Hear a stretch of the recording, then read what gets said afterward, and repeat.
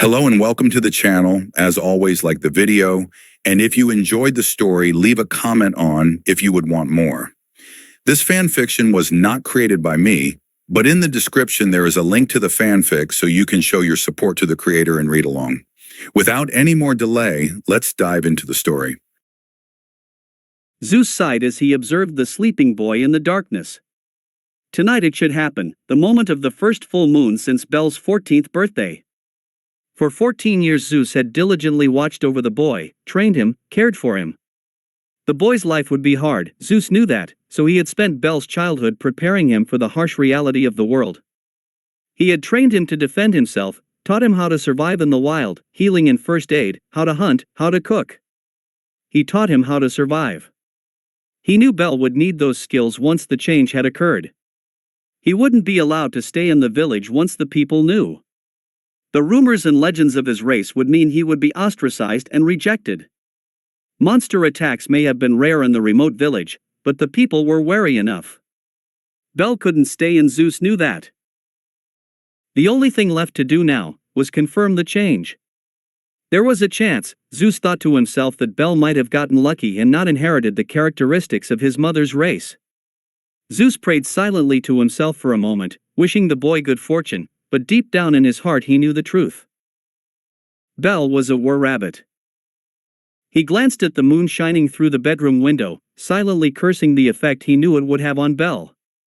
He was hopeful though, Belle was such a kind and gentle soul, it was hard to imagine him hurting anyone intentionally. However, were-rabbits were hunted to extinction for a reason. When under the influence of the full moon they suffered from terrible bloodlust, their rage could become uncontrollable. Zeus could only wonder what it might be like for Belle, still only a child really, to be dumped into the adult world after such a change though. But Zeus couldn't stay any longer and he knew it. He'd stretched his time out with Belle as much as he possibly could, but he had to leave.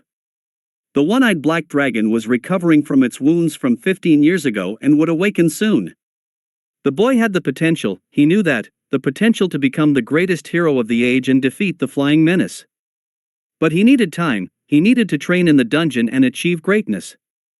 Zeus had to leave, to suppress the dragon with prayer, just like his friend and fellow god Arenas did for the dungeon.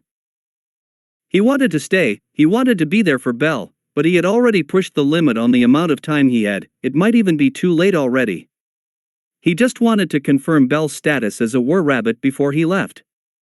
He had already packed that evening and was ready to leave the moment he could. And then, it happened. There was a shift in the clouds for a moment and the bedroom went dark for a second or two as their shadow excluded the moonlight. The moonlight returned, illuminating the room once again and shining down on the sleeping boy. Zeus let out a quiet sigh as the change occurred in front of his eyes. Black smoke enveloped Belle's body for a second before fading away and revealing his true form. "Farewell, Belle, I wish you luck," Zeus said quietly, not wanting to disturb the boy's sleep with his parting words. He took one last look at the boy and with a tear in his eye, gently closed the bedroom door. Belle woke up. He was slightly groggy, which was unusual for him, he was normally a morning person.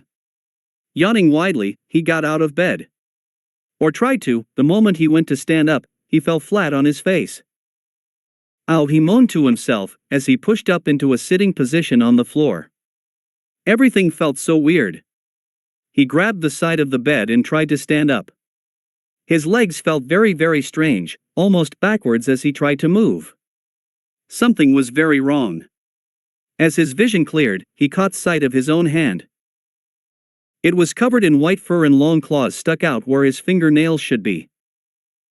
"What the," he muttered to himself, shaking his head as if he were half asleep still and seeing things. "Then Grandpa," he shouted to get his grandfather's attention. Looking down at himself, things were very different from the day before. Any part of his body that showed outside of his nightshirt was covered in white hair, no fur. A layer of fur all over him. His toenails had also changed into claws. Freaking out quite a bit, he tried to stand again, only to find his knees now bent backwards instead of forwards. The joint in his knee had totally reversed. "Grandpa," he called out again, trying to find his balance. He grabbed a mirror from the bedside table to see his face. What he saw utterly shocked him. His ears were gone, replaced with rabbit ears on his head. His hair was longer, but not by much. But his face was radically different. Again, covered in white fur, his mouth had extended forward like an animal's muzzle. 2 large saber fangs came out of his mouth all the way down to the bottom of his jaw. He even had whiskers, which he found to be rather sensitive when he brushed them with his hands? Paws? He wasn't sure. Am I a monster? He asked himself, looking at his reflection. Grandpa, he called again, wondering where the old man had got to. He left his bedroom to go and find the old man, finding walking was very strange and he had to steady himself on the wall to get anywhere at first. But the old man was nowhere to be found. He wasn't in the main room of the house, nor was he in his bedroom. In fact, his bedroom was bare. Only a few possessions were left, all the clothes and his spare weapons were gone. It was as if he packed and left. Starting to panic a bit, Bell returned to the main room of the house. Their little cottage was tiny. A small bathroom, 2 bedrooms and a living area which was kitchen and dining room combined, with a sofa to relax on, in front of the fireplace. At that moment, Bell noticed what was on the table. A pile of light armor, 2 daggers, a book and an envelope. He walked over to the table to find the envelope was addressed to him. Bell was all it said on the front. The back had been sealed with melted wax and had a symbol stamped onto it. It was the same symbol that was on the cover of the book. A lightning bolt. Bell cracked the wax apart and opened the letter. Bell. I'm sorry I had to leave you like this. There is a serious matter I must attend to and I will not be able to see you again for many years. I am deeply sorry for not being there to explain what has happened to you. But this morning, you will have found out what you really are. You are the last of the were-rabbits. During the full moon, you are, like all were-rabbits, cursed to be in rabbit form. At all other times, you can change at will and will be human by default. Be proud. Were-rabbits were one of the strongest races. You, physically, are far stronger than any human being, but beware your strength. During the full moon, you will experience bloodlust if you smell or taste blood. Be careful, a were-rabbit under bloodlust is a dangerous creature. Depending on your level of self-control, you may find you need to avoid people during the full moon. Be careful, were-rabbits are extremely irritable and can descend into their anger quickly. Learn to control yours, lest it destroy who you are. You are a sweet and kind boy, Bell. Please don't lose that in a were-rabbit's anger. Learn to control it, to use it when needed. Become a force for good, Bell. Teach the world that a were-rabbit need not be feared. You must leave the village, they will not accept you now. Do not treat them harshly, they are ignorant of the greater world and your existence will frighten them. Travel to Orario. There are many other races in the city, including other were creatures, you will be accepted there. Find a pretty goddess, become the hero you have always wished to be, train yourself in the dungeon, hone your skills. When you are ready, I will return, the final quest of the Great Three must be completed. The book contains information about who your parents were. The guild records should be able to tell you more, including the reason for their deaths. Avoid Freya, Apollo, Soma, and Ishtar. Do not join their familias. Good luck, Bell. Know that I love you, despite my absence. Your grandfather, your god.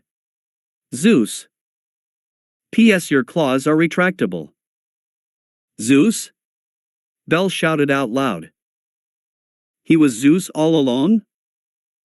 Bell felt a bit overwhelmed.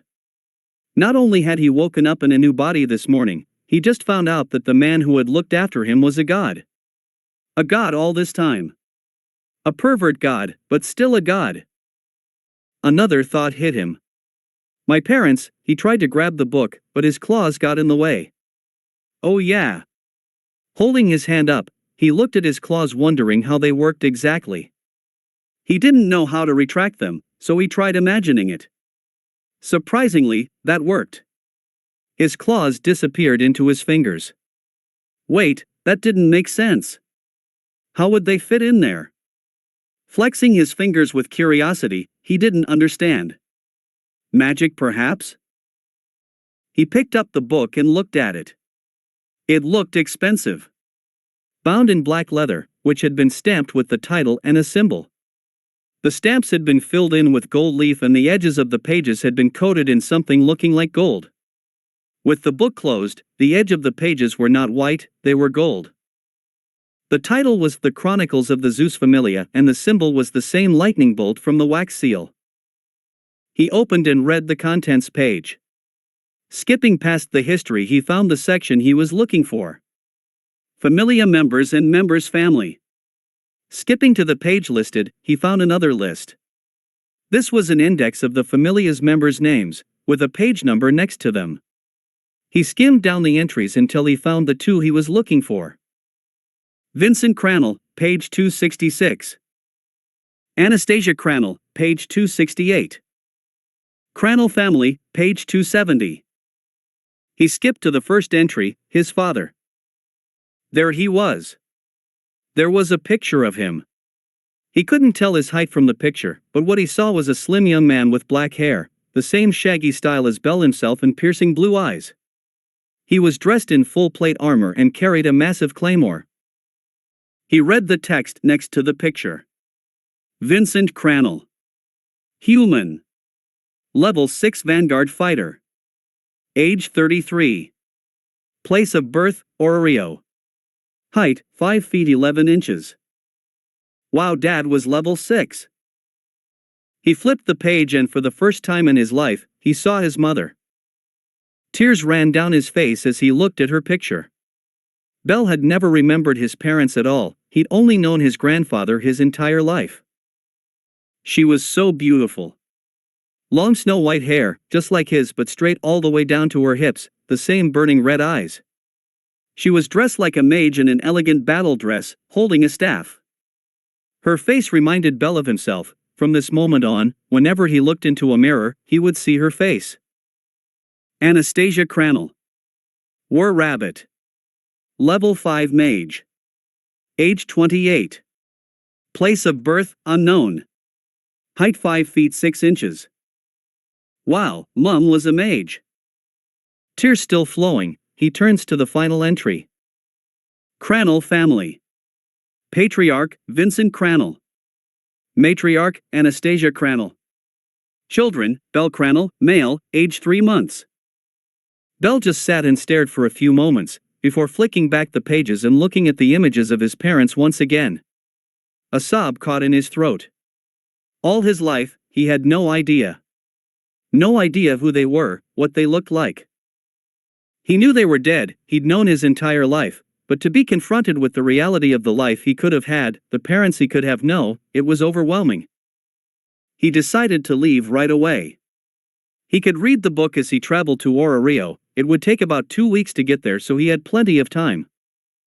Standing up, he stretched and tried to get used to walking with his knees being backwards. He was a little unsteady at first, it was a very odd sensation to try and walk like this, but he got used to it quickly. After a moment, he thought about it.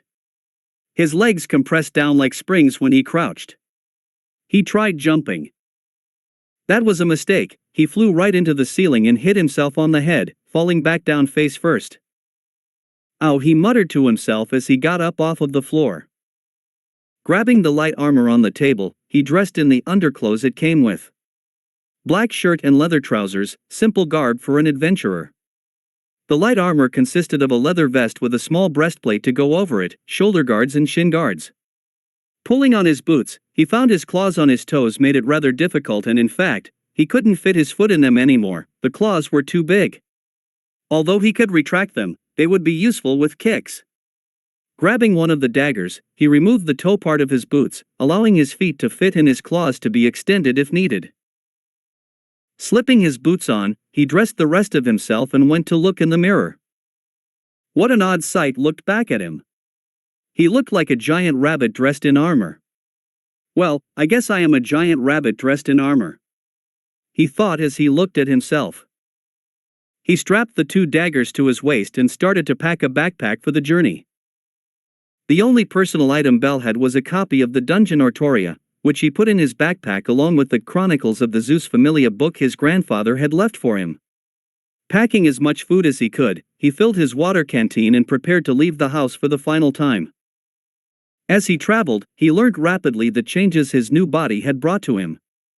He was far stronger than he was in his human form. His movements, shaky and difficult at first, quite quickly became natural as he got used to the differences. His ability to run and jump were uncanny, his legs built like springs were rather powerful.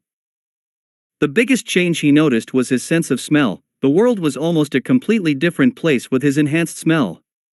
He could detect the most subtle of scent, making scavenging for herbs and mushrooms much easier. He felt like he didn't even need to try, he could smell his objective long before he could see it.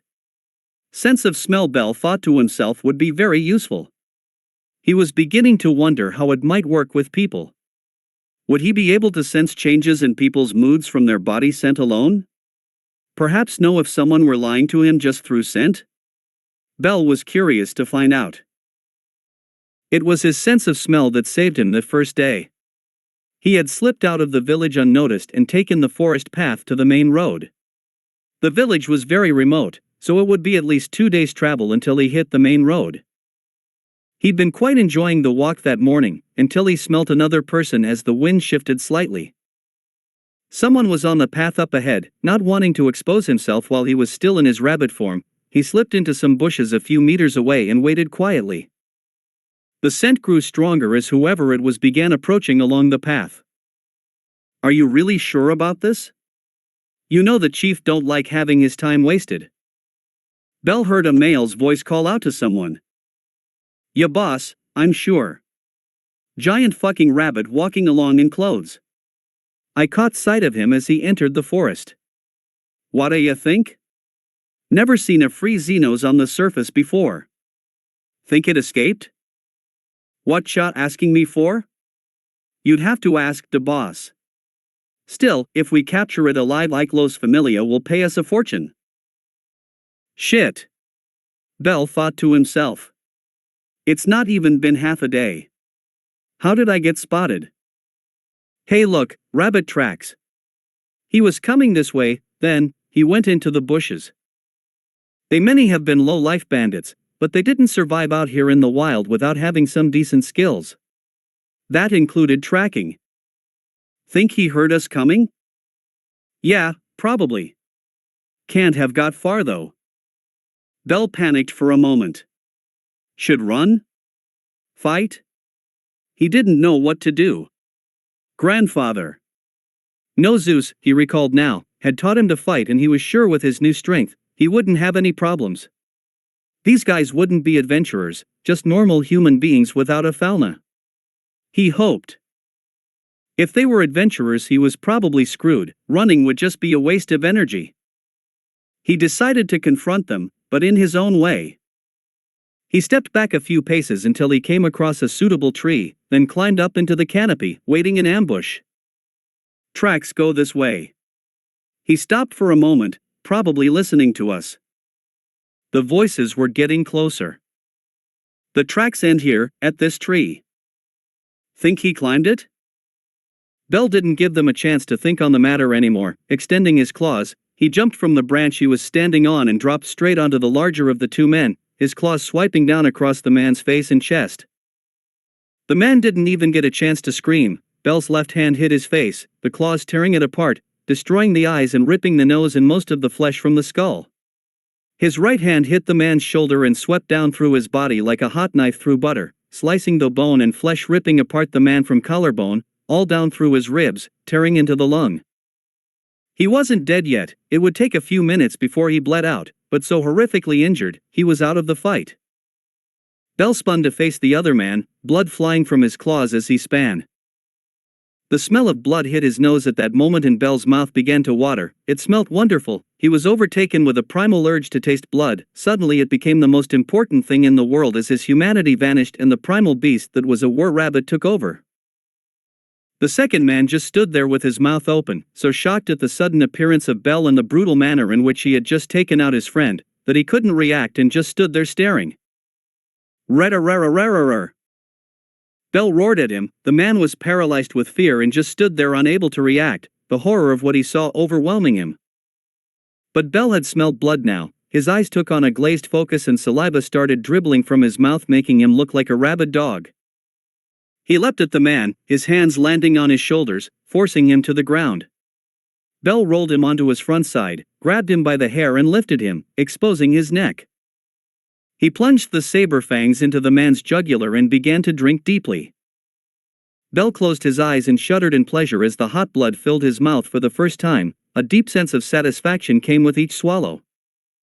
Bell drank and drank until the man's heart failed and the blood flowed no more. Oh, whoa, whoa. Birds flew from the trees in shock as Bell's howl of victory echoed around the forest. The full moon would last 3 days. It had been the first day of the phase when Bell had encountered the bandits. After descending into his bloodlust, he had hunted.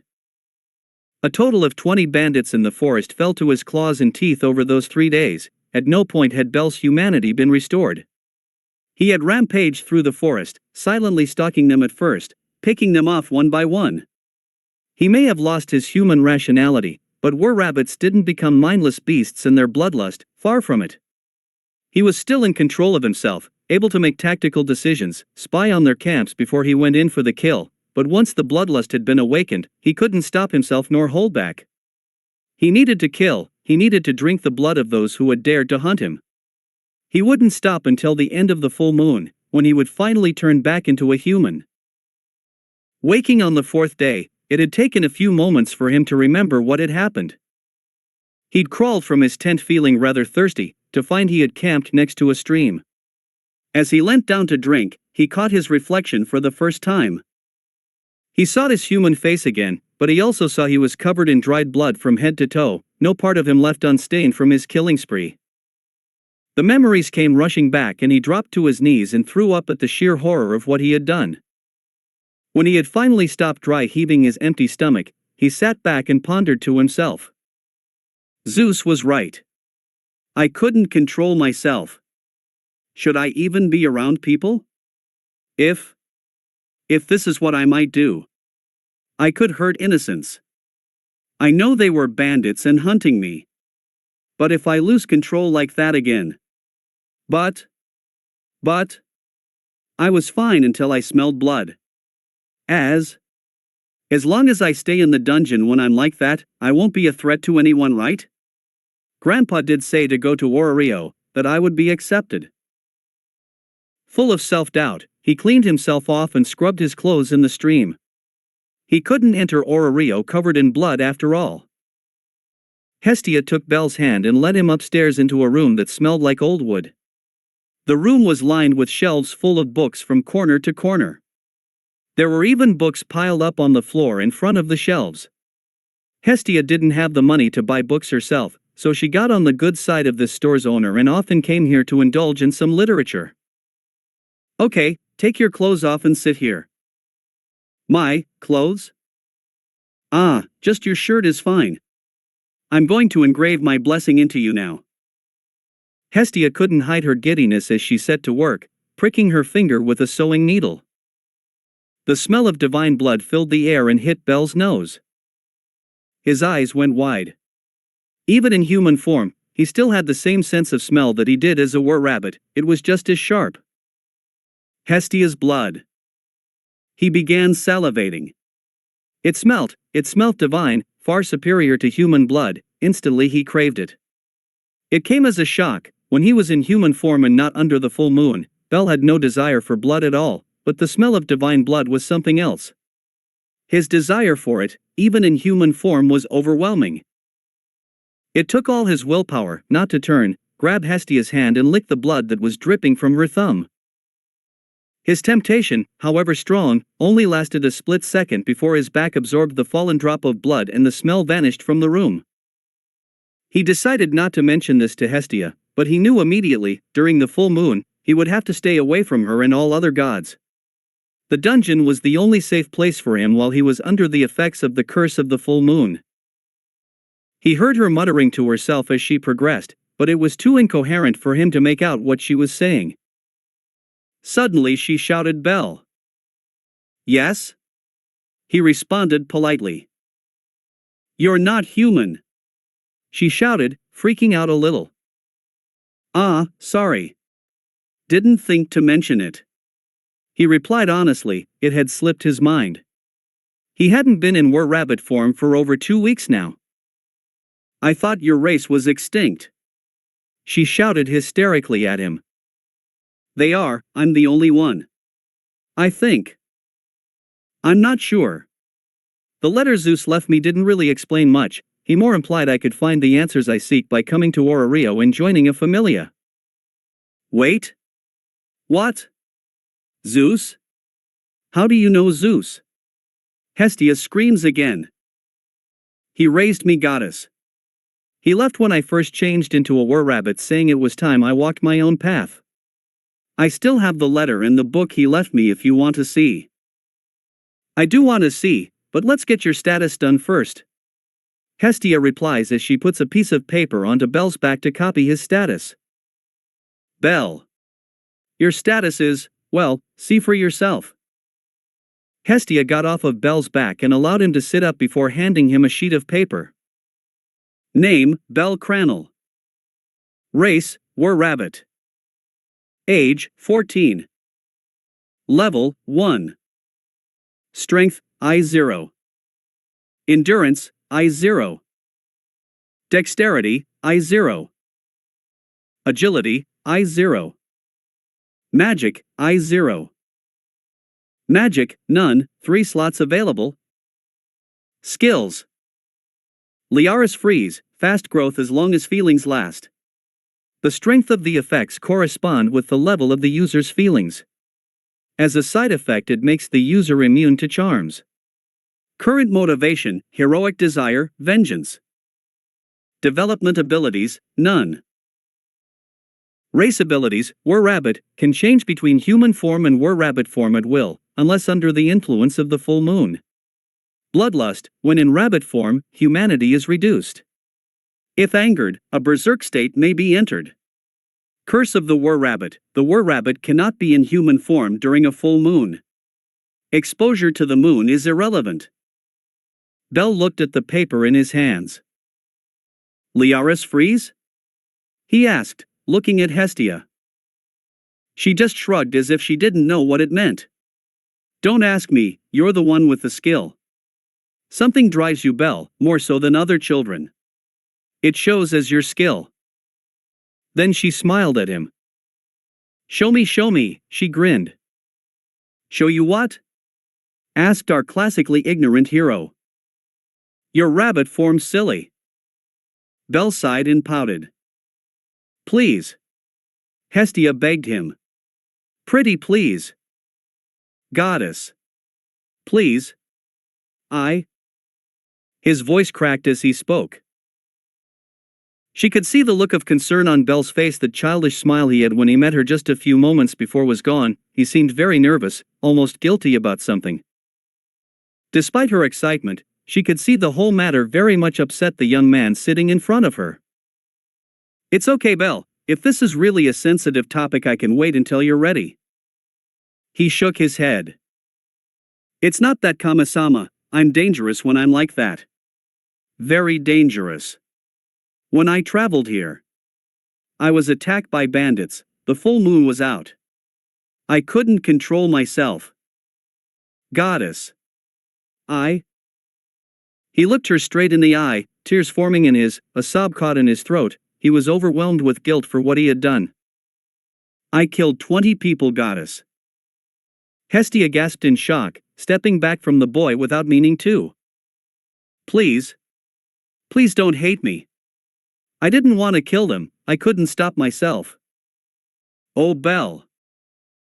She reached her arms forwards and pulled the crying boy's head into her bosom. You said they were bandits, Bell? He nodded into her breasts. They were hunting me, he said between his sobs. Then you acted in self-defense, Bell, nothing to be ashamed of there. If anything, you did a good thing. 20 less bandits out there now. But I couldn't control myself, goddess. Hestia stroked his hair gently. Poor child.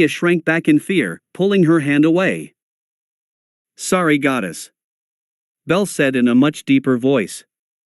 "I'm very irritable when I'm like this, please don't touch me." "But you're so adorably cute," Hestia called out from behind the pillow she was hiding behind. Bell flipped the switch and changed himself back. "Cute perhaps, but very dangerous. The bloodlust of my race is very real. Please be careful around me when I'm like that, goddess. They'll try and stay in the dungeon as much as I can when it's full moon." Bell span around in alarm. Someone was looking at him, he felt the eyes of a killer on his back, something had seen him. Every one of his were-rabbit senses were screaming at him, someone or something was hunting him. His fight or flight reflexes were kicking in hard. But looking around, Bell saw nothing. No one was looking at him. The street he was standing in was busy, but no one was paying him any attention at all. His heart pounded in his ears, he knew there was definitely something around here. And as quickly as it came, the feeling of being watched stopped. Excuse me. Exclamation point. Bell spun around with his fists raised to defend himself, his nerves on edge after feeling the gaze with a predatory intent. A human girl was standing in front of him. Gray hair and eyes, Bell's initial thought that she was quite pretty, even if her waitress uniform wasn't that flattering. Something was wrong though. This girl appeared human, but Bell was sure that she wasn't. She didn't smell human. If anything, she smelt more like Hestia than anyone else he had met so far. Lowering his fists, he tilted his head in curiosity as he observed the girl. "Oh, I'm sorry for startling you," the girl said as Bell stared at her. "What?" Bell began to say, intended to ask this girl what exactly she was, but decided against it. This girl was hiding something, he wasn't sure what, but he didn't feel the divine presence he did with Hestia. Every god gave off that kind of feeling, their inherent nature as a divine being exuded out of the presence. While the girl in front of him smelt like a goddess, she didn't feel like one. Bell was rather confused, his sense of smell was never wrong. Can I help you?" he asked after a moment. "Yes, you dropped this." The girl was holding a magic stone. Aiz ran. She was chasing a minotaur that had escaped them and was now on the lower floors. Dreadfully afraid it would be her Familia's fault if any low-level adventurers got killed, she ran as fast as she could chasing the beast that had run away. She could hear the minotaur roar up ahead of her. That was bad, it meant that it was attacking someone. Awake in tempest, she shouted and enveloped herself in her wind to increase her speed. Chunks of rock flew behind her as she cracked the floor with every footstep, small whirlwinds sucked up the dust and splintered rock as they trailed behind her. Vortexes that had been created by the sheer speed of her as she ran. She heard the roar again and began to panic. If only she could get there in time. When she arrived, she stopped. Shocked at the image in front of her. A giant humanoid rabbit was fighting the Minotaur. It didn't look like a dungeon monster, it certainly wasn't an almirage or a needle rabbit, and it was also wearing armor and clothes. However, it was a giant humanoid rabbit and it was shredding apart the Minotaur with its claws. In fact, it wasn't fighting the Minotaur at all. It was more like a cat playing with a mouse it had caught. She stood there stunned, not quite understand what she saw exactly. Her mind struggled to process what she was seeing. The rabbit seemed to get bored with its prey and went for the kill. It feinted around the Minotaur and leapt onto its back. Grabbing one of its horns to hold onto, the rabbit reached its head down under the Minotaur's chin and ripped its throat out with two massive fangs she saw in its mouth. The rabbit howled with joy at the kill and sunk its fangs into the jugular vein of the Minotaur. The Minotaur just stood there, trying to scream through its ripped-out throat. The rabbit, with bloodlust in its eyes, gulped down the blood from the throat of its victim with relish. For a second, before spitting out the blood as if it were the most disgusting thing it had ever tasted. Bell certainly regretted even trying it at that moment. Monster blood was horrible. It didn't bring the satisfaction that humanoid blood did. Bell had discovered while hunting the bandits that it didn't matter what race they were, cat people, gianthropes, humans, prums, all of their blood tasted the same to him and he craved it. He was very disappointed to find out that monster blood tasted just so awful. No satisfaction would be found in the dungeon. Finally, the Minotaur died and vanished in a puff of black ash. The rabbit dropped to the floor and sat on its hind legs. The knees were backwards for sure, Aiz could understand that. Sitting there, it howled its victory again, then its eyes snapped to Aiz and it stared at her. Aiz was frozen. Was this a monster? Was it some beast kind in a berserk rage? She was standing there with her sword drawn, but didn't move. She just watched. The rabbit started to growl at her.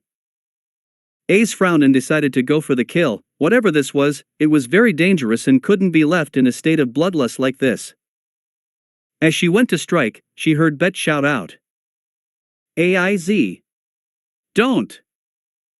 Bet grabbed her arm to stop the blow. Quickly he ran in between the two. "Aiz! Stop!" he shouted again and turned to block her. "Bet! What are you doing? It's a monster." Bet shook his head. "He's not a monster. He's like me, I can smell it." "What?" Aiz asks, rather confused. "Just put your sword away, he should calm down if you're not a threat." Aiz did as she was told and sheathed her sword. Bell had been growling this whole time, but it was a low, slow growl. "Keep back," it said. Bet nudged Aiz to get her to back away and gave the rabbit some distance. "You rational enough to talk, tomato-faced rabbit boy?" he shouted at Bell, once they were about 20 feet away. Bell stopped growling and nodded. In a blink of an eye, he shifted back into a human. His ears and fur disappeared in a puff of black smoke. Aiz blinked. There stood a young man, about 15 years old. He had white hair, red eyes, and was dressed for the dungeon. He was just an adventurer. "Tomato-faced?" he asked, looking confused. "You're covered in blood." Bet and Aiz spoke at the same time. Bell looked down at himself. "Ah, yeah. Sorry." Bet gave him a look up and down. "So you're a were creature like I am. What are you exactly?" Bell looked back at Bet, seeing the ears and tail as well as the scent. "I'm a were-rabbit," Bell replied. "I guess you're a werewolf then?" Bet just nodded. "What level are you, kid?" "1, Bell answers. "Ha! Nice work, kid, you ain't a weakling, are you?" Aiz was shocked. She'd never heard Bet give a compliment before. Bet slapped his knee and laughed. "Level 1 and took down a Minotaur. How long you been at this?" 2 weeks. Bell answered again. Bet laughed even harder and slapped his knee. 2 weeks? 2 weeks? Man, I almost want to fight you, but I'm level 6. It wouldn't be fair. What's your name, kid? Bell Crannel. Hestia Familia. I'm Bet, this is Aiz. Loki Familia. He nodded in Aiz's direction. What, is a were-rabbit? Aiz asked. He's like me, Aiz, but I can only change under the full moon. Were-rabbits could all change whenever they wanted, until they were wiped out. Bet answered for Bell. Wiped out? The ever-quiet Aiz asked slowly. Bell nodded with a grim face. I don't know much about it, but apparently my race was hunted to extinction due to our bloodlust. Aiz nodded, having just witnessed such bloodlust. Well, we gotta get back to our Familia, Bell. See you around. Bet turned his back without waving and started walking away. Bell was a bit shocked at the sudden change, but accepted it. Goodbye, Bet. It was nice to meet you, Aiz. He smiled at Aiz. She blushed a little, then simply said yes, before turning and walking away. As they got out of Bell's hearing range, Aiz asked Bet a question. Bet. Did you just make a friend? Bet just laughed. That evening at the hostess of fertility, Bell was there for the first time. That morning was the day he met Seer and she manipulated him into coming. He didn't mind though. Seer was pretty and nice to talk to, the food was good and he had earned a lot of money from killing the Minotaur that day, although he hadn't shared that story with Seer. He was, however, very curious about the girl. As well as fulfilling his promise from that morning, he really wanted to know what she was. He would only find that out by spending time with her. He knew he had a lot to learn in a new city like Orario, and to him Seer stuck out like a sore thumb. He kept thinking that she just shouldn't be, but apart from her smell, he couldn't find anything else about her that raised suspicion. He was trying to keep a low profile as it was for now. He knew that in about a week's time he'd be stuck in the were-rabbit body for 3 days, so he was trying as much as he could to be normal for a while.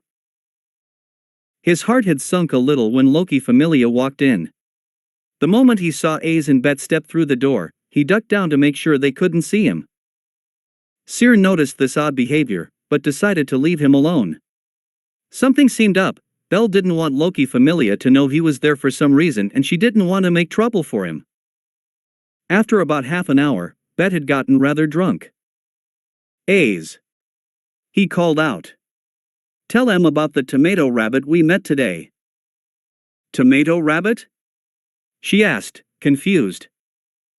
Yeah, that guy we met today, the were-rabbit. Bell Crannel. Seer looked at Bell sharply and saw him trying to hide even more, pulling his collar up to hide his face. Aiz just nodded.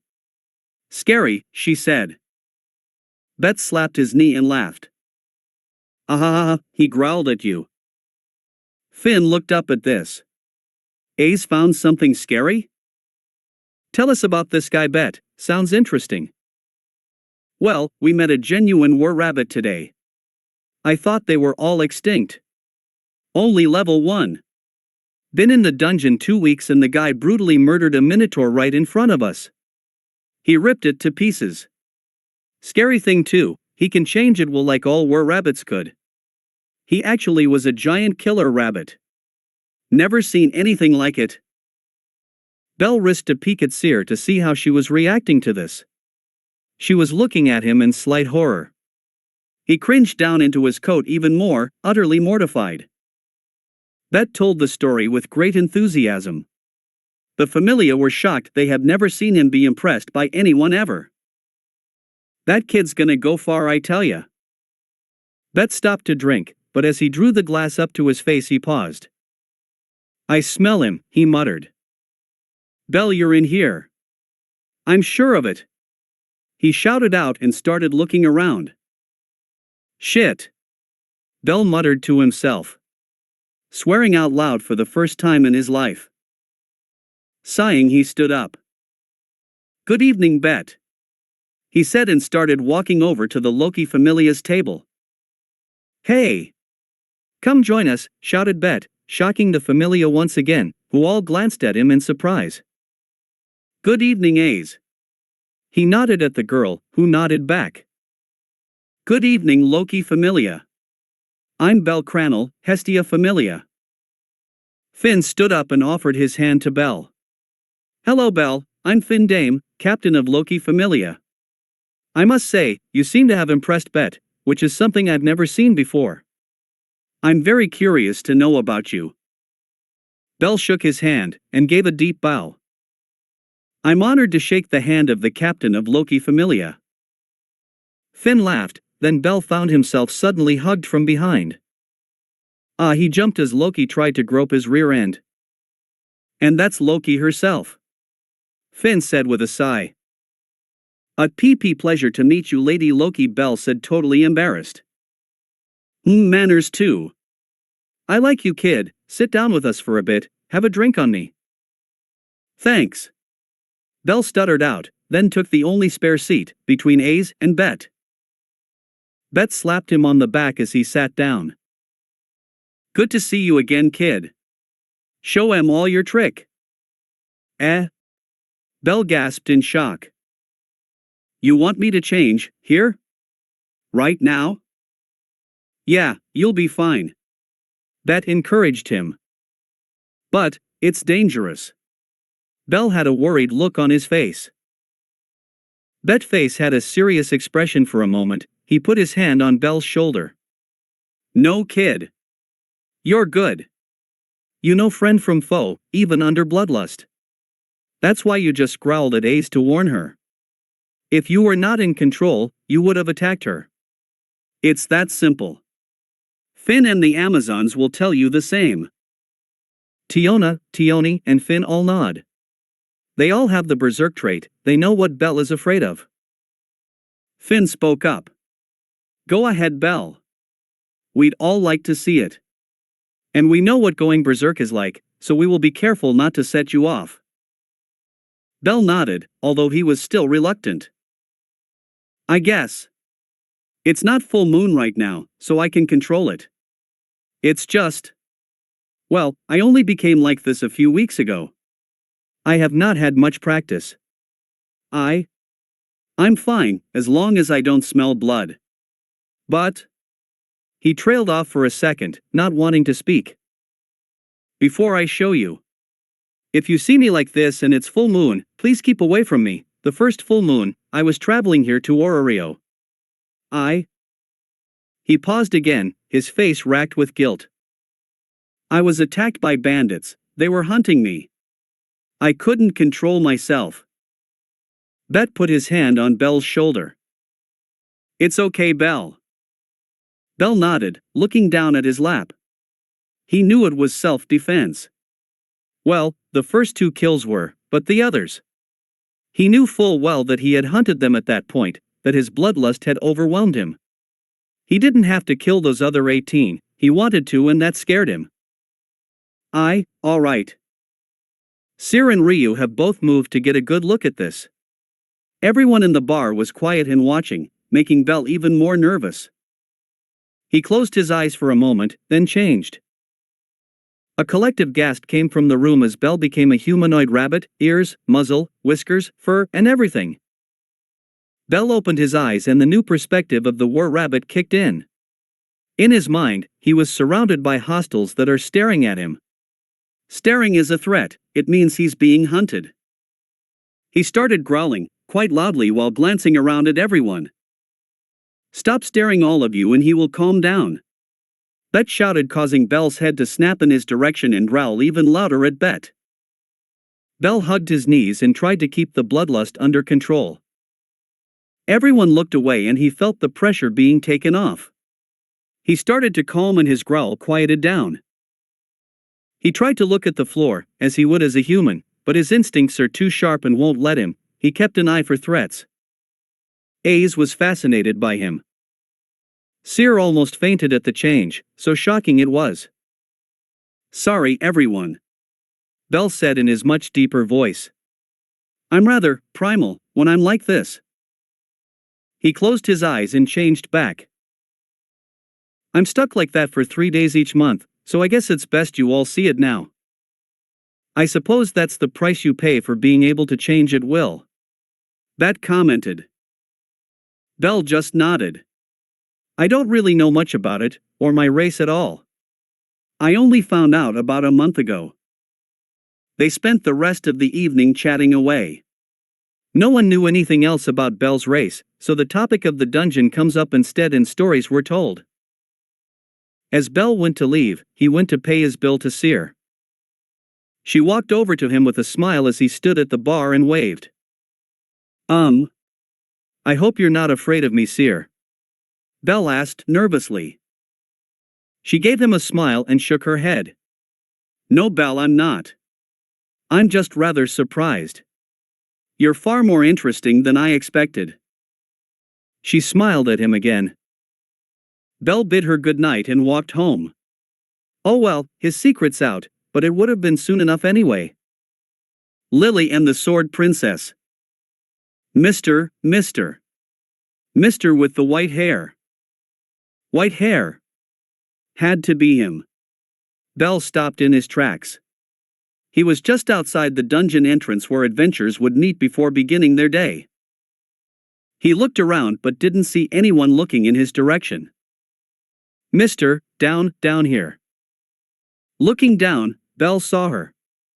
It was the same girl from yesterday, the one who had bumped into him in an alley and was being chased by some thug. Oh, it's you, he said. The girl was just under 4 feet tall, a tiny little thing. She was dressed in a tattered white robe, her chestnut bangs creeping out under her hood. She carried a massive backpack 3 times her size on her back. Bell wondered what it was full of, as it bulged. It was the same girl from yesterday. He was sure of it, she smelled the same. Bell's sense of smell was uncanny compared to a human. His war-rabid nature meant that he had far keener senses than any human. Enhanced with his fauna, he was completely sure it was the same girl, there was no doubt about it. Pleased to meet ya, mister. If you don't mind me asking, are you looking for a supporter? He squatted down to meet her eye level. But you're... he tried to say. The girl interrupted him. Are you confused? This is a pretty simple situation, you know. A poor supporter has come to you, an adventurer, to sell her services in the dungeon. No, I mean, but, aren't you the girl from yesterday? Mister, have you met Lili before? Lili doesn't remember. Bell frowned then. Yes, Lili. You are the prom girl from yesterday. I can smell you. You're her for sure, no doubt about it. Lili froze in panic a little. You can smell Lili? She asked quietly. Bell nodded. My sense of smell is very keen. Why did you lie to me, Lili? Lili looked very scared for a moment. Could we? She stuttered. Could we talk in private, mister? She looked up questioningly at him. Bell. He said. Bell craned and offered his hand. She took his hand. Bell marveled at how small it was, like a child's. She shook it. Lila Luca Erda. She said quietly. Bell gave her a broad smile and she calmed a little. Let's find somewhere to sit away from people so we can talk. She nodded and followed him as he moved away from the crowd to a more secluded area. Finding a bench under a tree with no people around, they sat. So Lili, tell me. What troubles you exactly? Lili gave a big sigh. She had never shared her pain with anyone before, but this young man had seen straight through her disguise. Lili is a member of Soma Familia, born and raised. She said, as if expecting Bell to understand. Soma Familia, he asked, with a confused frown on his face. Is Master Bell a new adventurer, perhaps? Everyone knows about Soma Familia? Bell nodded. Only been doing this for a few weeks now. Lili understood and began to explain. Soma Familia have a tithe each month for their members. Lili is tiny and not strong at all. Lili is slow and will hold us back, the Familia members would say. They won't let Lili join their parties and Lili couldn't afford to pay the tithe. She sighed and started sobbing a little. Poor Lili, she was beaten even if she did earn money. The adventurers would beat Lili and steal Lili's share. Lili is lucky to get scraps of food after a day in the dungeon. Lili is treated like a burden. Lili couldn't stand it anymore, so Lili faked her own death in the dungeon. Lili has to be in disguise or Familia will take her back and beat her again. She started sobbing fully at this point. I'm sorry to burden you with my problems, Master Bell. Lili is weak and useless, but she has no money. Lili has been living in cheap hotels, but Lili has no money. She grabbed his arm and cried into his sleeve. Lili doesn't have enough money to stay at a hotel tonight. So please, please, please, Mr. Bell. Take Lili with you into the dungeon today. Bell's heart broke at the sight of the crying girl. Such a tiny little thing, such a sad story. Bell pulled Lili into a hug and waited for her to calm. Of course, Lili. I couldn't abandon someone who was so much in need. Lili nodded, her face buried in Bell's shoulder. But her face showed an evil grin through her crocodile tears. Lili learned to make herself cry on demand years ago. It could be an effective weapon against soft-hearted people. It didn't work on her Familia, who had seen through her charade many years ago. But it did work on anyone new she met. The real Lili never cried, even when beaten by her peers. You can't break that which is already broken, she would repeat to herself. Although the story she had told Bell was the truth, it was simple to manipulate the young man. Too naive and far too kind-hearted to be an adventurer. Lili calmed in Bell's arms as he hugged her. What a poor little thing. He thought to himself. And I thought I had it rough. Eventually, Lili stopped crying and withdrew from Bell's embrace. Thank you, Master Bell, she cried in joy, once she had calmed down. Bell smiled and ruffled her hair, causing her hood to fall back. Wow, said Bell. How do you have those ears? He remarked, looking at the Chianthrope ears on Lili's head. Magic. I'll show you in the dungeon. After about 10 minutes of journey into the first floor, the pair found themselves alone. Okay, this should be safe enough. Lili said out loud to herself. Master Bell. Bell turned and looked at her. She waved her hand to have him follow her and ducked into a side chamber of the dungeon. By the toll of midnight's bell, she said quietly. Bell looks in amazement as the tail and ears disappear in black smoke, and standing before him is the prom girl from yesterday. Bell gave a fist pump. Knew it, he said out loud, sure of his victory. This is Lili's true appearance. She stated simply, while looking away from Bell, not wanting to meet his eyes. Bell ruffled her hair again. Don't worry, Lili, we all have our secrets. Yours is safe with me. Lili sighed in relief. Then she spoke quietly. Your scars are mine, my scars are mine. The black smoke whirled around her body again, but this time she changed into a werewolf with gray fur. Bell raised his eyebrows at this. That's impressive magic, Lili. Can you make yourself look like anyone? Lili gave him a smirk. As long as they are the same size, otherwise it's a bit obvious something is wrong. She spoke her spell again. Your scars are mine, my scars are mine. Then she was covered in black smoke again, and Bell was looking at a tiny version of himself. Wow, he said simply to the miniature version of himself. Dumbstruck, he didn't know what else to say. The mini version of him grinned, then spoke the spell again, changing back to the original Chianthrope self. Lili grinned at him. Bell just nodded. Shall we get to it then? And the pair begin their day together in the dungeon. 30,000 Valis. Unbelievable. Master Bell made more in one day than a party of 5 level 1 adventurers would make in a week. Lili tried not to shout, but couldn't help herself as Bell and her sat outside of the Tower of Babel and counted their earnings for the day. Master Bell is very strong. Lili can't believe he is a level 1.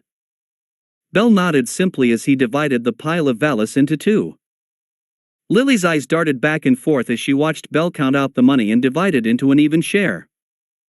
"Here you go," Bell said with enthusiasm as he passed Lily half of the money. "Master Bell," she exclaimed. "Half?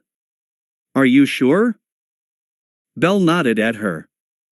"I earned 4 times what I normally do due to your help, Lily. You did excellently today. You kept the bodies clear of the battle, so I would not trip and I could concentrate on killing the monsters. You certainly deserve half. I couldn't earn this much by myself. Even giving you half, I have doubled my earnings today." Lily was shocked at Bell's generosity. "We did this together, right, Lily?" Bell gave her a big smile. "Thank you so much. I'll be counting on you." Bell nodded, though his expression was grim. "Sorry, Lily, but for the next few days or so, I can't go in the dungeon. Is there somewhere I can leave you a message when I'm ready to go back in?" Lily shook her head, not wanting Bell to know about her safe houses, the only places she can be found. "Don't worry, Master Bell. Lily earned enough today to feed and house herself for the next month. I'll be waiting for you at the fountain every day, but if you don't come, I'll find a party to join.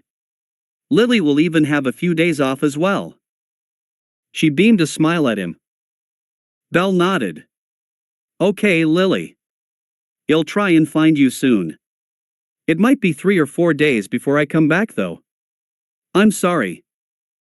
Master Bell must look after himself, Lily urged in a grave manner, seemingly concerned for him. Bell ruffled her hair again. "Nothing to worry about, Lily. Just some things I need to look into." The next day, Bell woke up sleeping on the sofa as normal. As he woke, he realized 2 things. Today must be full moon as he was in rabbit form. The second was Hestia curled up around him on the sofa. Again. He sighed. Hestia had one of his ears in her mouth and was gently chewing it. He removed his drool-soaked ear from her mouth. Instinctively, he groomed his ears with his hands, then cleaned his whiskers. Bell didn't even notice, the action was so natural to him. If Hestia had been awake, she would have been screaming how cute he is. Then he woke up fully. Bell was male and he just woke up. Oh shit, he thought in his mind. Looking down, Hestia's massive rack was pushed up against his chest. I don't need this right now, he thought to himself. At least the goddess wasn't pressed up against his crotch. Trying not to panic, he rolled over the top of the sleeping goddess and tried to get her arms from around his neck. Bell, the sleeping goddess said. You're such an idiot. Slipping out from under the blanket, he stood and tenderly tucked Hestia in. He sat on the bed and just looked at her for a second. Of course, sitting for Bell meant his legs were up beside him, just like a rabbit would sit. He scratched at his ear with his hind leg. Again, Hestia would have descended into a fit of giggle as she were awake to see it. Standing up awkwardly with his rabbit legs, he went to get washed and dressed for the day.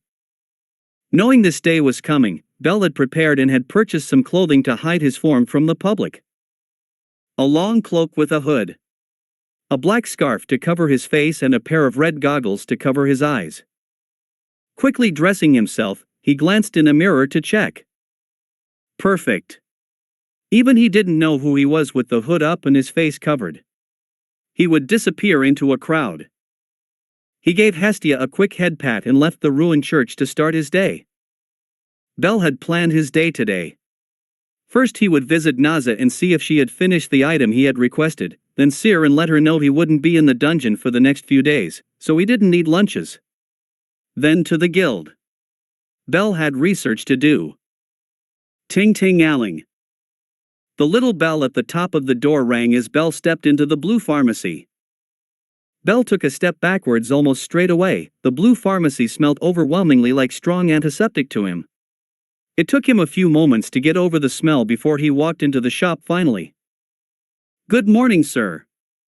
A sleepy-eyed Naza said from behind the counter. She gave the intimidating figure a slightly wary look. A hooded person, who was obviously hiding their identity, had just entered the shop. She was about to call for Mayak just in case she needed backup when the figure spoke up. "Don't worry, Naza, it's me, Bell." "Bell?" Naza asked, her sleepy eyes suddenly opening wide and her droopy ears perking up. "But why are you dressed like that, Bell? And why is your voice so deep all of a sudden?" "I can explain, but first, have you finished the item I asked you to make?" "Yes, it's been ready for a few days, but haven't popped in recently though, Bell," she said with a sad pout. She reached under the counter and pulled out a box. "I still find it strange you asked for this. Yes, it would work to prevent the breathing in of poisons in the dungeon, but to prevent any smell coming through is rather odd. What do you intend to use it for?" Ahaha, Bell gave an awkward laugh and scratched at the back of his head. "Naza, please don't get scared when you see this." He reached up and pulled back his hood, his rabbit ears unfolding as he did. He lifted his goggles and lowered the scarf around his face. Naza gave a small gasp and brought her hand to her mouth in surprise. "Bell. I'm sorry I didn't tell you before now, Naza. I have been trying to keep it a secret for as long as possible. I don't want to scare people, but I know the legends of my race, so I do my best to keep hidden." "Well, that answers all the questions I have about why you wanted me to make this." She passed him the object in the box.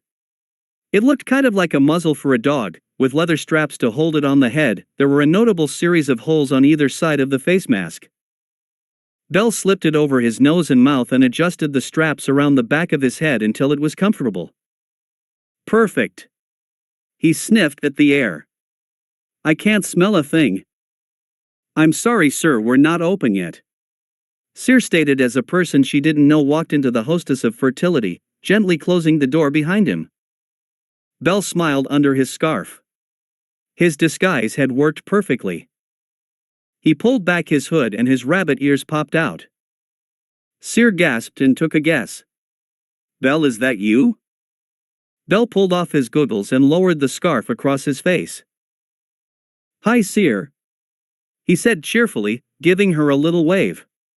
He didn't realize it, but his deep gravelly voice echoed across the room. "Full moon. I'm stuck like this today and for the next 2 days." "So cute," was all Sear could think as Bell revealed himself.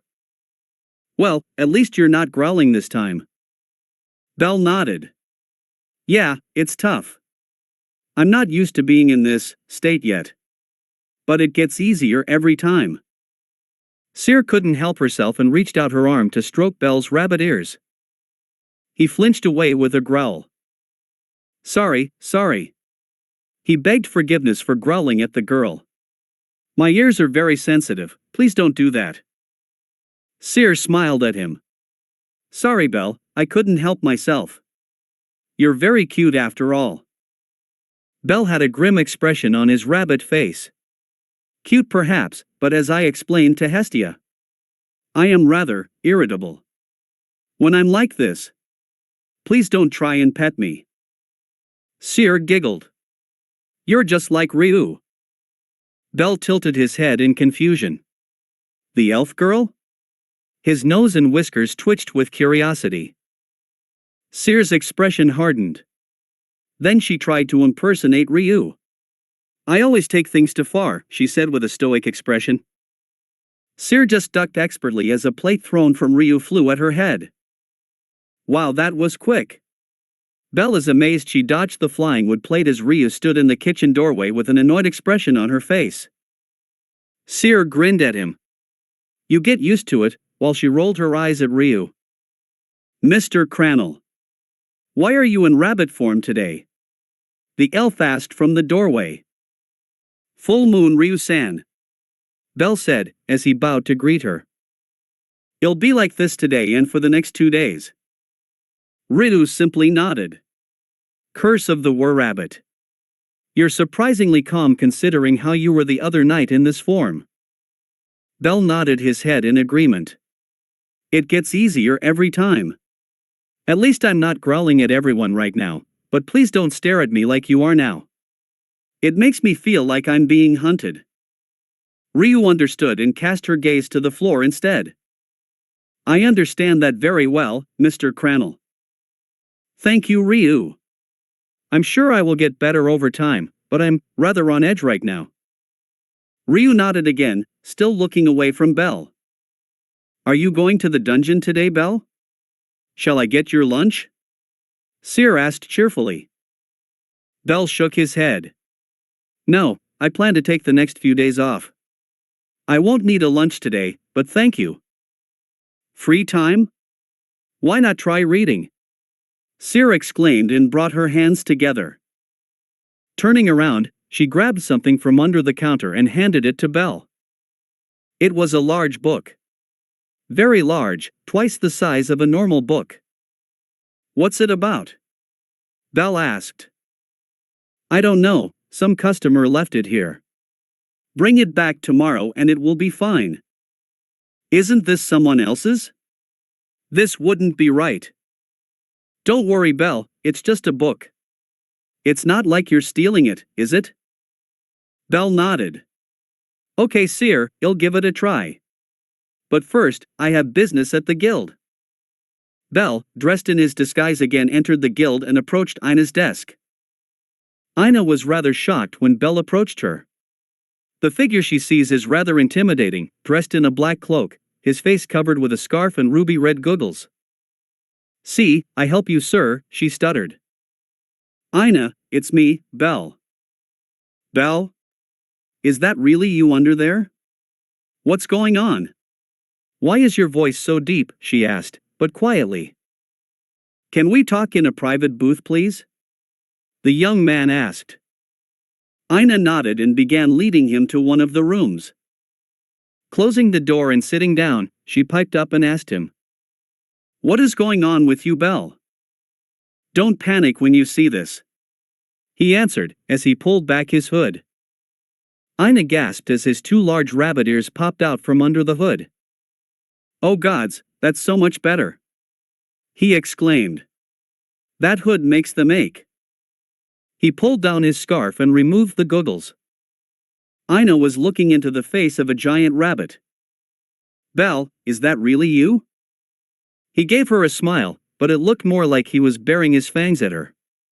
The saber teeth he had were especially scary, reaching down to the bottom of his lower jaw. She shrank back in fear, covering her mouth in shock.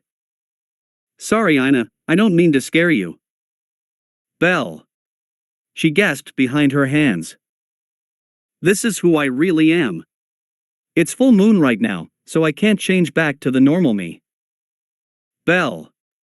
Ina trailed off again, trying to cope with what she was seeing. Bell held his hands up trying to show he was tame, but the large claws scared Ina even more. You're not a monster, are you? She asked, in utter horror. Bell shook his head, his whiskers shake back and forth as he did. No. I'm a were-rabbit. I only found out about a month ago and it's also the reason I came here today. He sighed and looked depressed. My parents, Ina. They were killed, I never knew them. But my mother was a were-rabbit too. I'm hoping the guild has some information on them. Despite the literal monster sitting in front of her, deep down Ina could tell it really was Bell. She snapped into guild advisor mode and her professional air returned. Giving him a nod and a firm look, she spoke. It's possible. Were they adventures? Yes. Bell gave a happy nod back. Zeus Familia, 15 years ago. Would you have records on them? Yes, we should do. A lot happened back then, some records were lost or never got recorded, but we might get lucky. Bell beamed a smile at her. Thank you for all your help, Ina.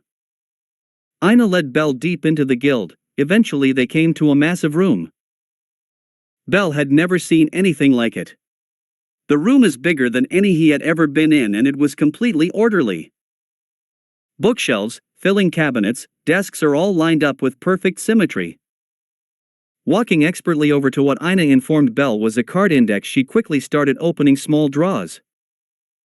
Within the drawers were cards around the size of a hand. She shuffled through them quickly, muttering to herself. Section 27, 15 years ago. Z. Ah. Here we go. What names are you looking for, Bell? Vincent and Anastasia Crannel. He replied quickly. Ina nodded and started flipping through the cards in the drawer. Pulling one, she read it. Cabinet 27B/6, she muttered. Come on, Bell, this way. She beamed at him with a cheery smile. Ina led Bell past rows and rows of shelves and cabinets. He found it all quite disorientating. It all looked the same and he quickly lost count of how deep in he is. Eventually Ina stopped at a row of cabinets and walked down the aisle. 27B. She looked at a label of each cabinet she passed. Ah, this one. Pulling out a drawer, Ina quickly ruffled through the files. Finding the one she wants, she pulled them out, passing them to Bell. There are files for Vincent and Anastasia. Bell gave a curt nod. Bell opened the first one. It was his mother's guild history. Scanning the form, he quickly found what he was looking for. Anastasia Crannel, deceased. Cause of death, execution by Freya Familia. Bell's heart stopped. Freya killed his mother? The world dropped away from Bell. He grabbed the nearest cabinet to keep standing. His heart beat through his chest. Freya killed his mother. Freya did it. He tried to calm himself but can't. Mind racing, he opened his father's file. His eyes hit the same spot on the page immediately. Vincent Crannel. Deceased. Cause of death. Executed by Freya Familia. Bell's very soul burned at that moment. He knew now, he knew exactly what he had to do. Ina gasped at the fire in his eyes. Bell's smile was gone. It had taken Ina this whole time to get used to Bell's rabbit face, but she could tell when he was smiling now. This face was one of pure rage and hatred. His eyes burned with a fury she had never seen before. He nodded to himself for a moment. Then he looked up at Ina. May I keep these to read through? Why, yes, but please return them. Thank you, Ina. You have just helped me more than anyone could, even my goddess. I will owe a debt forever. The giant rabbit bowed deeply. Bell, what did you just learn that made you so angry? Ina couldn't help but ask. Bell was always cheerful, even when she scolded him. She'd never seen him angry ever. She genuinely didn't think the boy could get angry at anyone. To see him, this was deeply concerning. Bell looked into her eyes with cold determination. Freya killed them, Ina. Freya killed my parents. Bell went home to brood. Freya Familia were far too strong to try and take on right now, no matter how much rage he had towards them. No, he has to train, get stronger. Otter was a level 7. Bell was a long way from that yet. His vengeance would have to wait. But still, he could catch the lower members in the dungeon. If he was lucky. Frustrated, he sat down on the sofa and didn't know what to do. Ah, Sears book. I'll give that a try. Bell was fast asleep. He felt like he was being shaken. Bell. Groggily he woke up. He shook his rabbit face. Instinct took over and he cleaned his whiskers and groomed his ears. You're so cute. Hestia screamed at him. Hey. Bell pouted. Did you fall asleep reading that book? She pointed at the grimoire on the table. I guess. Bell replied, not really sure what just happened to him. Hey, Bell, we haven't tried updating your status when you're like this. Should we try and see? Bell shrugs. All right, goddess. There's always a first time. Let me put my mask on first. Mask? Hestia asked, not sure what the rabbit was talking about. It stops me being able to smell. If I smell blood when I'm like this, Hestia. He shook his head as he trailed off. Hestia frowned. Something seemed off with Bell. He was not smiling. He took off his shirt, put on his face mask and laid down on the bed as he usually did. Hestia sat on his back as normal, but she couldn't see any skin. She inserted her fingers into Bell's fur and tried to part it, but no matter how hard she tried, his fur was so thick, she couldn't find any skin. Still, it was wonderfully soft. She stroked his back for a moment. Oh well, let's see. She pricked her finger and dropped a spot of blood into the thinnest part of the fur where her fingers were separating it. Bell's back glowed as his status appeared to Hestia. Hestia gasped several times as Bell's status was updated. Not only has he grown in leaps and bounds, his stats were skyrocketing. He also had 2 new entries in his fauna. One was a skill, the other was a magic spell. Bell. What happened to you today? Not much. I checked on some things at the guild, then read the book that Seer gave me. Hestia knew Bell had told the truth, but not the whole truth. He was holding something back. Bell. She didn't know how to ask. She couldn't be sure what the skill meant. How to ask him. Bell. Did you want a key? She trailed off. Hestia paused. She didn't know what to say. She looked again at Bell's status. Magic, Firebolt. Chant less. Skill. God Slayer? Bell. Is there a god you hate? Bell just nodded, tears in his rabbit eyes. Read the files on the table. Hestia hopped off of Bell's back and walked over the table, and picked up the file on the top. This is a guild record, she said as she started to read. Look at the cause of death section, goddess. Hestia's heart sank as she read the words. Oh no, she whispered quietly. This was the worst possible news, but then she looked at Bell's face and her heart broke. This wasn't the happy-go-lucky Bell she has known for the past month or so. The joyful smile he always carried was gone, his childish attitude had died. His face was grim. No smile, only a look of cold determination. His eyes didn't show the spark of joy. They flamed with vengeance. Her Bell died today in the guild office. He entered there still a child in his mind. He left as a different man. Tears ran down Hestia's cheeks as she looked at him. Quietly she asked, "What will you do?" "I'm going to kill them all, goddess. Then I will kill Freya herself. She took everything from me before I even knew I had it. She stole my childhood, she stole my family from me. I'm going to teach her what that's like. One by one, she will feel them all die. I will teach her the meaning of suffering. I'm too weak right now, it might take me decades. But I will do it." Oh, Bell. Hestia looked at him with worry. She was suddenly terrified for her young child's future. Oh no! That's Bell. Aiz shouted as she ran over to the unconscious war-rabbit who was lying face down on the floor. Even without seeing his face, Aiz could be sure it was him, with those 2 great rabbit ears sticking out of his head. Although there were humbunnies in Orario, none of them had fur on their face and neck like Bell did. She hadn't noticed when she had met him, nor in the pub as he was sitting, but he had a white puff of a tail too. He wasn't wearing his mask, it restricted his breathing too much to fight in the dungeon with it on. He only wore it on the surface, to prevent any potential accidents. Riveria knelt beside the rabbit and made her diagnosis. No visible wounds, healing and detox appear to be unnecessary, looks like a classic case of mind down due to overuse of magic. He has magic too? That would be my guess. Riveria said, answering Aiz's question. What should we do? We can't leave him here like this. Well, you could carry him to the surface, or stay and guard him until he wakes up. It's your choice, Aiz.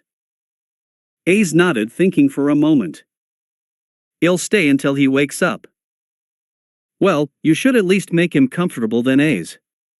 Put his head on your lap, to ease his sleep. Aiz did as she was told and gently placed the sleeping rabbit's head on her lap. Like this? Riveria gave her a smile. Yes. I shall return to the surface. Remaining here would only get in your way. Aiz couldn't help herself as she looked down at the sleeping rabbit. It must be the full moon if he's like this, she thought to herself. She gently petted his head. Oh. He really is just like a bunny. She ran her fingers through the fur-like hair on his head, marveling at how soft it was. She stroked the down on his face and the sides of his cheeks, then gently she started stroking his ears. It felt so nice on her skin, his fur, just like stroking a real rabbit, and despite the giant saber fangs, he was very cute like this. So she carried on stroking him, feeling calmer and more relaxed with every stroke. It was like a purifying sensation. The feelings washed away the black flames in her heart and she felt truly relaxed and content for the first time in her life. Bell began to wake. Something was stroking his ears. He'd never allowed anyone to touch his rabbit ears as they were very sensitive, but whoever was stroking them was being very gentle and the feeling was utterly divine. He couldn't put into words just how nice it felt to be stroked like that. His eyelids opened slowly. Mother? He called gently as his vision was still blurry. Sorry, I'm not your mother. He blinked to clear his eyes, but all he saw for now was fuzzy shapes. Eventually he made out blonde hair, then a beautiful face. Aiz, he said. He wanted to panic and run away, the girl was so beautiful. He was just a kid after all, and right now he was stuck in his rabbit form. But the gentle way she stroked his ears was far too nice. It felt comforting and relaxing. He closed his eyes again. Don't stop, that feels really nice. Aiz smiled at him and continued to stroke his ears. Again, she couldn't help but think how cute the rabbit in her lap looked. Then a small noise started in his throat. A rumble, but not a growl, she realized quickly. No, and the realization made her heart skip a beat for a moment. Bell was purring. It was very quiet, but he was purring. She reached down to the base of his ear, where it joined his head, and gave it a scratch. Bell suddenly started purring even louder. She wasn't sure because of his rabbit face, but she thought he was smiling. Bell, are you purring? Bell's eyes snapped open as the question drew him out of the state of bliss he was in at that moment. Huh, I didn't know I purred. Aiz moved her face down closer to him and looked him in the eye. It's unbelievably cute. She reached her other hand to his face and stroked the side of his cheek. She didn't know it, but like cats, rabbits have scent glands in their cheeks, to mark their territory with. The touch in the very sensitive place woke up something primal in Bell. Bell hadn't realized it at a conscious level yet, but there was a strong animal instinct he had when in rabbit form. Little things like grooming his ears and whiskers were innate behavior. What Aiz had just awoken was part of that innate behavior, and Bell responded, moving on instinct rather than thought. His purr doubled in volume, but he sat up. Looking at Aiz for a second rather lustily, he slowly moved forward, then rubbed his muzzle up against her cheek. Aiz was caught by surprise by the unexpected move, but didn't stop him. She giggled as his whiskers tickled her face. Bell rubbed on side of her face with his scent glands, then the other, purring very loudly as he did. Aiz didn't stop him. It was quite nice, feeling the affection and his soft fur on his face, though she did flush in embarrassment at the closeness of him. After a while, and still purring very loudly, he pulled back and stood up. He offered her his hand while saying, I guess it's really late, we should head back to the surface. Aiz took his hand and nodded. Hand in hand, the two walked back to the surface, making gentle conversation as they went. Aiz had just sat down to dinner with the rest of the Loki Familia when she noticed Bet staring at her with wide eyes. Not sure why he was staring, she gave him a frown. Bet responded to the frown by asking a question. Hey Aiz, did you spend time with Bell today? She nodded. Did you two get close in some way? Bet tried to ask with tact, but he couldn't think of a way. Bell was on the 5th floor with a mind down. Riveria and I found him. I let him sleep on my lap until he woke up. Bet wasn't satisfied with that answer. Not with the smell that was coming from Aiz. Something more happened. Did anything else happen? He pushed for an answer. I stoked his ears and he started purring when he woke up. Bet facepalm. And then? He pushed again. He nuzzled my face? Bet nodded. Yup, he thought so. Ah ha ha ha ha. He sent marked you Aiz. Aiz frowned with confusion. He sent marked me? What do you mean? Bet laughed out loud again. He's marked you as a warning to other men. You belong to him. I belong to Bell? Bet grinned at her. Yup, he's chosen you as his mate and marked you to warn off others. Aiz's face went a deep shade of red at hearing this. Bet just laughed harder and harder. Riveria, however, just noticed the slight smile on Aiz's face. It's very small, but it's there. Deep in Aiz's mind, Mini Aiz was cheering while hugging a Bell plushie. That's it for today. Remember to show your support to the creator of this story if you enjoyed it. If you would like more parts of the story to be uploaded, leave a comment and subscribe to get notified when the story continues. Bye-bye for now, and I hope that you all have a wonderful rest of your day.